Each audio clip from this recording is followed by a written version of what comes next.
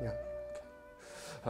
If I come back to what we talk, because talking about your background, we talk about mainstream education in China, and also like old family style. Could you maybe elaborate more about how TCM education is in China? Mm-hmm. Yeah. As we know, the mainstream education for TCM, nowadays, most of the students will go to the TCM University, and after about 5 years of studying, they will get the diploma. And if they could pass the examinations, and they will get it. On the other hand, there are still some students who are following their own teacher, what sometimes we call it shifu, to study TCM. So this is the old educational systems as well. And now this kind of old way of education is more characterized by some specific style. As we know, TCM has 3 disciplines. It's acupuncture, Tuina, and of course the Chinese herb, the herbal education actually. Could you tell us more about how the education concerning these 3 disciplines are in China? Mm-hmm. Yeah. As I know, for most of the TCM doctors, no matter what kind of discipline they are specialized in, I mean the acupuncture and Tuina and Chinese herbs as well, they had to study some basic theory for all these 3 disciplines before they can get diploma. And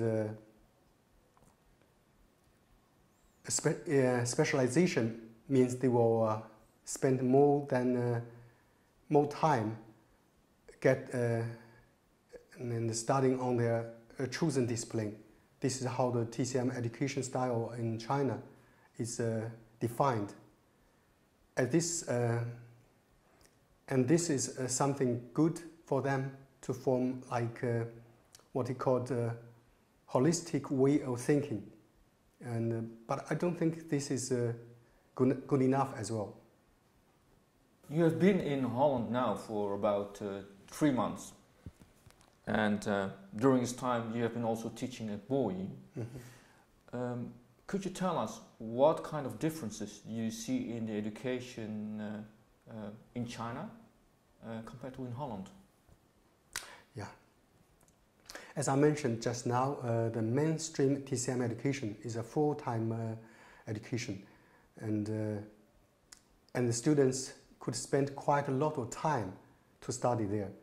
And compared to the situation in China, the TCM education here is just a part-time one, and therefore the effective or contact teaching hours are much more less.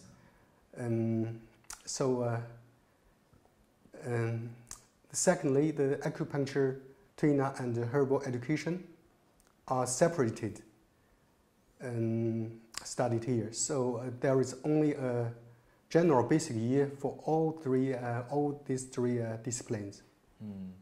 So if I understand it correctly, in China they will teach all 3 disciplines more combined together. Yeah, this is in China they are really combined, no matter what kind of region or this specialized. You have an impression about education in China, not an impression of China, of course, you know a lot about education in China, but an impression about education in Holland.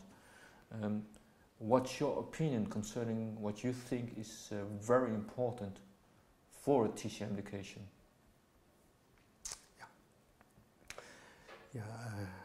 Most important things.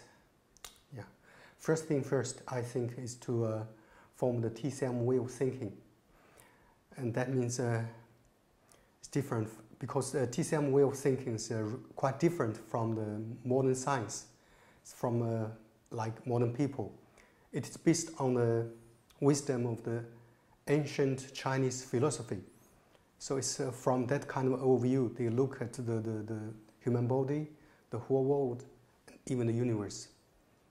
And but how to form the TCM way of thinking? It is very, I think it's very important to really understand the basic theory, the basic, especially the basic concepts like yin-yang and 5 elements, thankful organs and meridians, holistic thinking, etc. Then make form a very firm core, I mean, like center for TCM way of thinking. And then we can combine the theory and practice together by using it. And I think it's only by using it. By using it is the only way. For example, yin-yang is not only a separated concept. When we talk yin-yang, it is always concerned with 5 elements, with thankful organs and with meridians, etc. So we can use this kind of method to connect all of the basic concepts. So after that, we will find it, especially, it's not difficult that all of the concepts are linked very tightly. There's only, this is only an example actually. The TCM theory system itself is like a net. It's very well-formed net. On this net, everything concerned with our body, inside, outside, are connected entirely. We just need to switch our mind to find it out. You just mentioned what you think is important for TCM education. May I ask you, what do you think, actually, how is Bowie doing concerning the TCM education, according to your opinion? Yeah, that's also, I want to mention, actually at this point, I mean, this kind of way of teaching, Bowie is trying a new teaching style of their own. And this is very good style, I think, especially for Western students with a part-time education, because really time is not enough for them. In Bowie, most of the theory could be taught by the videos and in spare time instead of in the class. So then we can see quite a lot of time to teach the students how to use it and to repeat it again and again. Then they could be able to understand it step by step and to form a TCM way of thinking for themselves. The situation in Holland is that we also have like a lot of people who really want to be a very good TCM therapist. So what's, according to your opinion, is needed to become a very good TCM therapist? Yeah. I think to become a very good therapist is mainly concerned with time.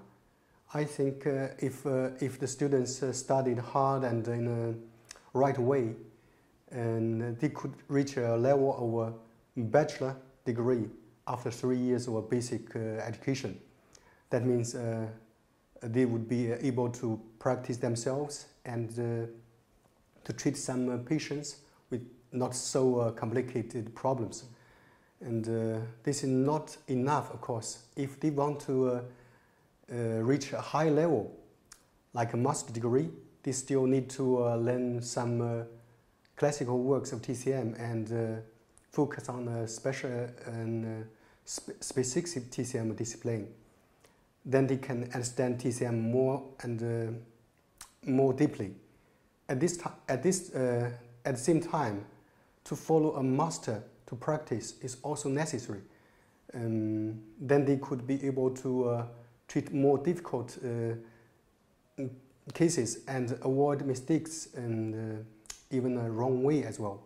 With the supervision of the master, the improvement, I think, will be even more faster.